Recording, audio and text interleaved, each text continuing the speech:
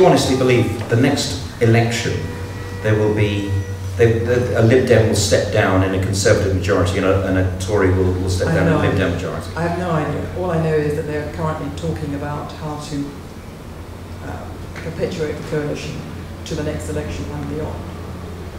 But that would cause huge division in the Lib Dems. I mean, there are for sure very left-wing Lib Dems in there, more progressive, whatever word they like to call themselves. But where are they going to go? They may. I mean, I asked that because I don't know the answer. They may peel off and join the Labour Party. The Conservative rank and file, who consider themselves to be true Conservatives who disenfranchise, along with millions of true Conservative voters, may also peel off. They may decide, however, that parties that split never win, and consequently they have no option but to fight on within their own parties. I don't know what's going to happen. But all I'm saying is I think it's a dubious proposition to think that this is a temporary phenomenon. It may not be. But the question you ask how it changes the way I write, it doesn't change the way I write at all, because I don't hang my hat on any political party's head or peg. I simply look at the issues as they arise, and look at positions that political parties or politicians take on those issues. I form conclusions on that basis, issue by issue. I may form a more general conclusion about the kind of worldview they have, but that arises out of the issues. It's not that, I support them or I don't support them and therefore it changes the way I write. If I like what they're saying or doing, I'll say so. And I've said so. I said so with the Labour Party. I mean, I supported Tony Blair over Iraq. Much good that did me. But I did, and I still do. It didn't make any difference that I thought that much of what else he did was pretty smelly. That's not the point. It's issue by issue, evidence by evidence. Let's talk about the wider societal issues which have developed since September the 11th, 2001, Londonistan, your book about the bombings in 2005. Where does appeasement of multiculturalism stand now, 5 years later? You came to a subtext of British self-confidence in itself collapsing on a tremendous decline, which has led to an Islamization of the country. Is it really as stark as that? Or is this just a new pressure, a new fault line within our society that may subside? We're not on an upward trajectory, are we? Upward to what? An Islamic state in Britain. Well, I don't know what's going to happen in the future. All I can say is what's happening now, and what I've seen happen over the last few years.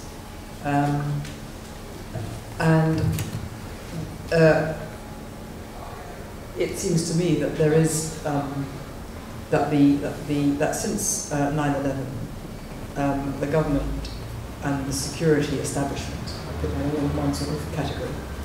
And by government, I don't mean Tory or Labour, I mean the government machine. The system. The system. It's been on a learning curve, a steep learning curve, but it still hasn't understood, and it refuses to understand what it's up against. What it's understood is the scale of the threat from homegrown British Muslims and Islamists who come from abroad. It's understood the scale of it. I believe the security service when they say, whatever the last figure was, 2,000 to 4,000 known individuals who are signed up to terror in Britain that they're watching. That's a huge number. That is vast. Dozens and dozens of active plots. I believe it. What they're saying, I believe them to be telling the truth. And clearly, they've wised up in large measure to the scale of it, the way it's organised, what they have to do to be on top of it.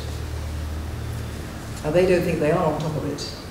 They're very frightened that they're going to let something through because the thing is too big for them to handle. But nevertheless, since 9/11, there's been a tremendous increase in activity. And clearly, they've brought a lot of people to trial. And that's a different universe from the one we were in before 9/11. But what the establishment still doesn't accept, which I think they should accept, is the nature of what they're up against. They think they're up against an ideology. They refuse, simply refuse to say it has anything to do with religion. When you say to them, well, it can't just be an ideology, what sort of ideology is it? Is it a political ideology? Is it a religious ideology? I mean, you can't just have an ideology, and people have to have, there has to be a characteristic of the idea behind the ideology. And they say, no, no, it's just an ideology, because they don't want to say it is a religious ideology. So they refuse to accept this. Because? Well, hang on, they refuse to accept it's a religious jihad, they refuse to accept it's a religious war. So you ask them why they're refusing to accept it. And they basically say, we can't accept it because to accept that it's a religious war would mean it would be to demonize all Muslims. To which I say, well, that's a complete non sequitur. There are many, many Muslims in this country who are totally opposed to this religious jihad, this Islamic jihad, not least because those British Muslims who are opposed to it are in the front line of being its victims. They're people who do not want to live under Sharia. They're people whose women folk do not want to have half the value of a man. They do not want to be killed if they step out of line. It's a totally oppressive regime, Islamism, i.e. Sharia law, living under Sharia law. So it's not demonizing all Muslims, but it's equally fatuous to say it's nothing to do with religion, since this is a view that the world has to be Islamized, to be brought under Sharia law, to be made into a theocracy. This is a view which is prevalent, in fact dominant, in the Islamic world. So, and it's underpinned by theology, and it's not for us to say, well, this is not Islam. It's ridiculous. It's a bit like saying, ultra-Orthodox Jews, because most Jews are not ultra-Orthodox. Ultra-Orthodox Jews are not Jews. It's ridiculous. To which they say, oh, no, we can't accept this as a religious war because it's too awful. To which one says, well, what do you mean it's too awful? And they say, well, a religious war would mean that we couldn't handle it. I mean, from history, we know religious wars go on for decades, they're open-ended, you can't get a handle on them, you don't know how to deal with them. No, we know how to deal with this. We, after all, we ruled these people a long time ago. We know. We fought and defeated Soviet communism.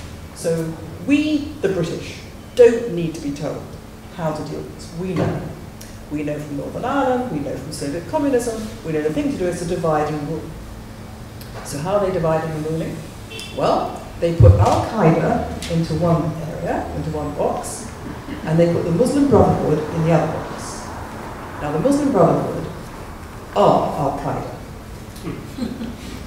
Not all Muslim brothers are Al-Qaeda, but Al-Qaeda are Muslim brothers.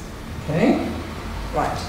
Now the Muslim brothers are people who broadly believe in the Islamization of the world. And they believe in doing it by a pincer movement of, on the one hand, terror attacks, military violence. On the other hand, cultural attack. You basically take over a country. You produce institutions which infiltrate. You basically use manipulation, blackmail, and the threat of violence. And between these two arms of a pincer, you move forward. That's what the Muslim Brothers do. Instruments such as Sharia banking? That's right, yeah. Sharia banking. You put that in there? Yeah. So, the British establishment, in its great wisdom, says, no. Muslim brothers are fine. Some of them are not fine. Some of them, Al-Qaeda, not fine at all. But we know how to handle these people. We know how to handle the natives. We divide and rule. So we're going to use the brothers against Al-Qaeda.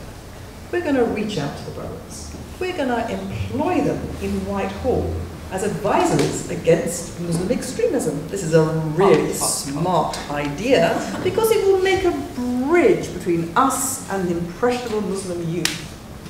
And we will therefore enable impressionable Muslim youth to attach themselves to the brothers, who after all are just religious fanatics. They're basically sort of mad, but that's okay. And therefore, because they attach themselves to these religious fanatics of the brothers, they won't attach themselves to Al-Qaeda. That's the governing philosophy of the British security establishment. And as part of this, they also say we have to reach out to the Muslim community through the use of the brothers, certainly, but also because we understand that what really motivates all this rage is grievances. Above all the grievances, Israel-Palestine, but also Chechnya, Bosnia, Kashmir. So in order to diffuse Muslim rage, we address the grievances. So we give them.